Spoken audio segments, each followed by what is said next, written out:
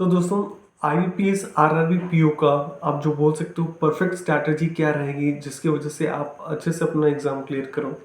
तो कुछ कुछ चीज़ें दोस्तों आपको अपने दिमाग में रखनी होगी। सबसे पहले ये कि एग्ज़ाम्स में कट ऑफ कितना जाता है इसका, ये दूसरा कि एग्ज़ाम्स का प्रीवियस ईयर पेपर अगर अवेलेबल है तो आप उसे दे रहे हो या नहीं दे रहे हो, उसमें कितना मार्क्स आ रहा है।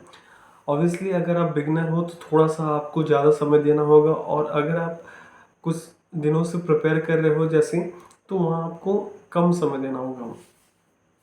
इसके साथ ही साथ दोस्तों जो आपका कट ऑफ होता है किन्हीं चीज़ों पे कुछ कुछ डिपेंड करता है, वो ये रहती है चीज़ें, एग्ज़ाम का शिफ्ट्स, कंपटीशन कैसा रहता है, कितनी सीट्स अवेलेबल हैं, और वैकेंसीज कैसी हैं, और नॉर्मलाइजेशंस। तो ये कुछ कुछ फैक्टर्स रहते हैं जिस पे आपका कट ऑफ जो है पूरा पूरी डिपेंड रहता है। अब जो दोस्तों बात है वो आपकी तैयारी की, तो ये है प्रीलिम्स में दोस्तों, इसमें सिर्फ 2 सेक्शंस हो रहते हैं जिनका अगेन इंग्लिश अगर वीक रहता है तो उसमें उनको डरने का कोई ज़रूरत नहीं है। हालांकि मेंस में ये जरूर आता है, तो ये आपको परफेक्टली बहुत अच्छे तरीके से ऐसे लेके चलना है जिसकी वजह से आपका एग्ज़ाम क्लियर हो जाए।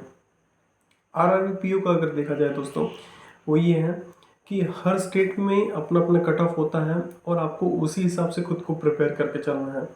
मॉक्स कितनी लेनी है दोस्तों, हार्डली आप 1 या 2 मॉक्स लो, और ये आपके ऊपर निर्भर करेगा कि आप किसे फॉलो करते हो और कौन सी मॉक्स आप देना चाहते हो। दूसरी चीज़, सेक्शनल्स जो मॉक्स रहते हैं इसमें मार्क्स उसे क्लियर करना बहुत ज़रूरी रहेगा दोस्तों।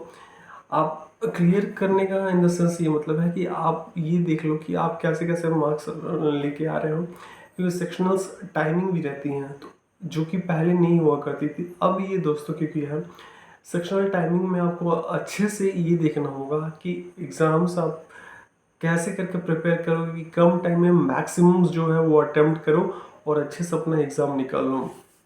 दूसरा, तीसरा जो ये है दोस्तों, पैरेलली आपको जो लेके चलना है वो मेंस की तैयारी भी आप करते हुए चलो।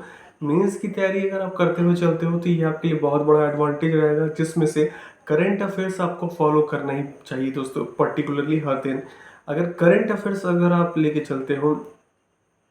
चलते हैं दोस्तों एक पॉजिटिव सेंस की आपका एग्जाम क्लियर हो जाता है, तो करंट अफेयर्स के लिए आपको उतना पैनिक होने की जरूरत नहीं है। लेकिन अगर आपका एग्जाम्स क्लियर हो गया और आपने अगर अच्छे से प्रिपेयर नहीं किया तो दोस्तों लास्ट में बहुत बड़ी प्रॉब्लम होती है जिसे फेस करने में बहुत ज़्यादा दिक्कत होता है।